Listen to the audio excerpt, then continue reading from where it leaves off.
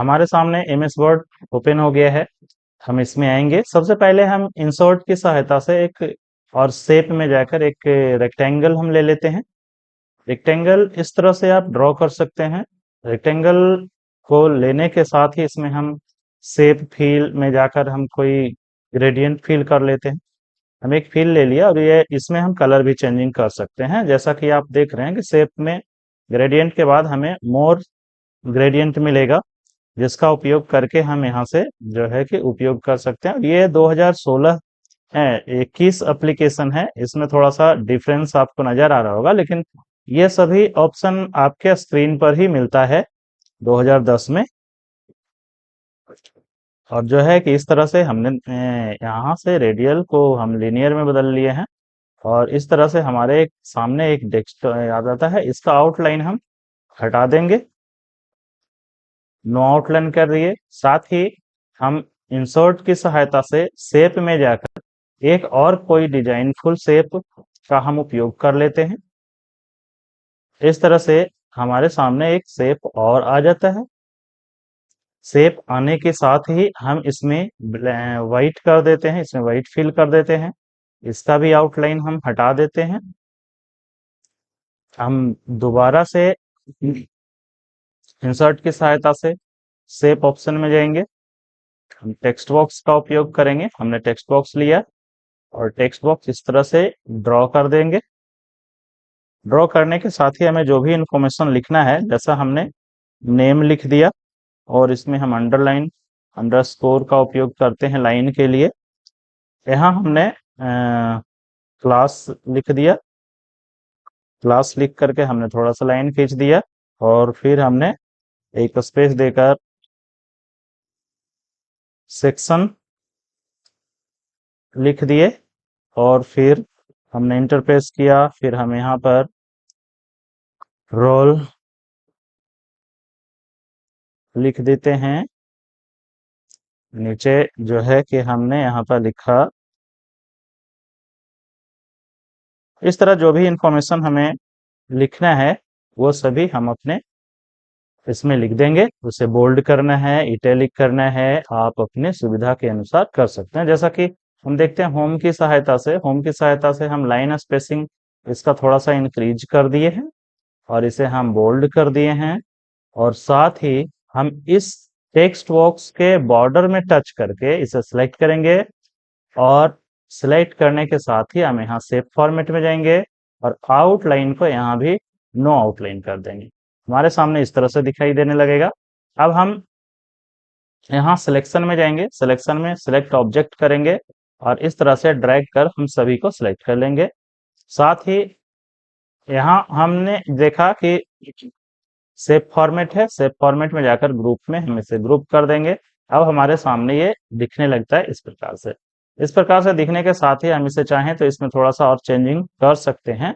Changing करने के लिए कि हम अनग्रुप करेंगे। अगर कोई भी बदलाव आपको दोबारा करना होगा तो इसमें आप बदलाव कर लें और फिर जो है कि इस तरह से हमने इस तरह कर दिया एडजस्ट।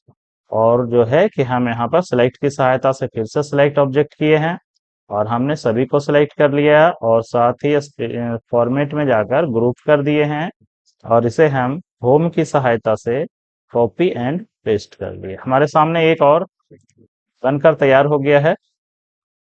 देखते हैं, ये आमने सामने रखा हुआ है।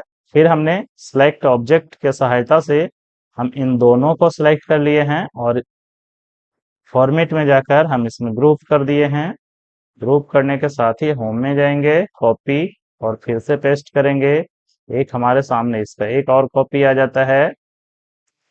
इस तरह अगेन एंड अगेन जो है कि हम कॉपी और पेस्ट करके नीचे हम रखते जाएंगे। इसे रखते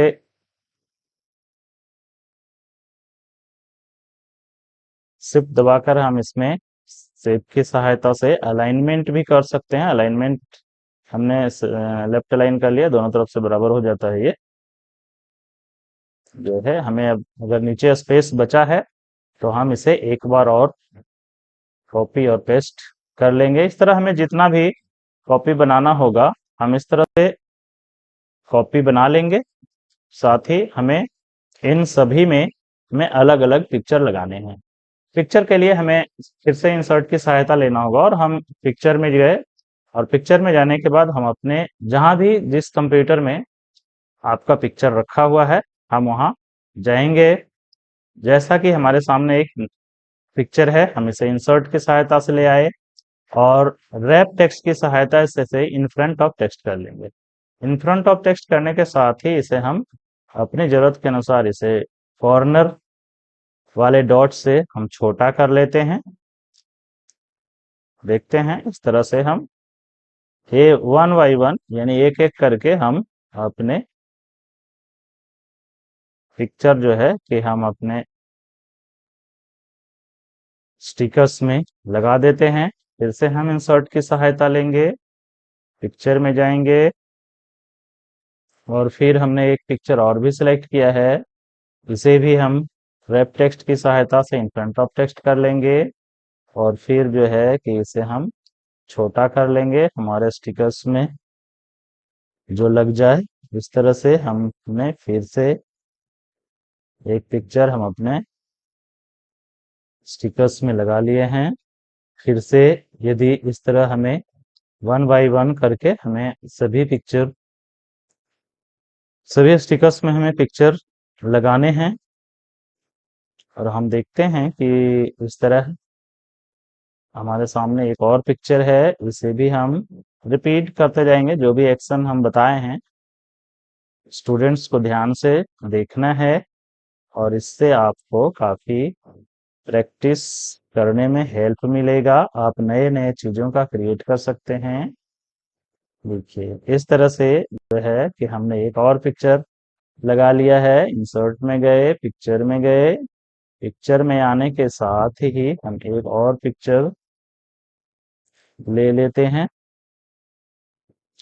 इंसर्ट में आकर हमने एक और पिक्चर लिया, रैप टेक्स्ट की सहायता से हमने फिर से फ्रंट ऑफ टेक्स्ट करके जो है कि हमने फिर से एक पिक्चर ले आए हैं और इसे हम अपने स्टिकर्स में पेस्ट कर दिए हैं। इस तरह से हमने देखा कि वन बाई वन करके अब हमें रिपीट करना है। सपोज करिए तो रिपीट करना तो हमें सेलेक्ट करेंगे, शिफ्ट दबाकर दूसरे पिक्चर को सिलेक्ट करेंगे, शिफ्ट दबाकर तीसरे और अगेन एंड अगेन यानी जितने भी पिक्चर होंगे सभी को शिफ्ट के साथ में हमें सेलेक्ट कर लेना है।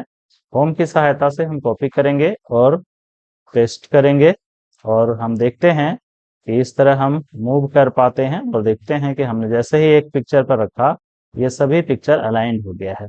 हम इसे थोड़ा पेज को छोटा करके देखते हैं और देखिए कि हमारे पेज पर स्टिकर्स तैयार हो गए हैं। तो स्टूडेंट्स इसे ध्यान से देखना है और प्रैक्टिस भी करना है। इस तरह के लर्निंग वीडियो देखने के लिए हमें फॉलो करें, सब्सक्राइब करें, लाइक करें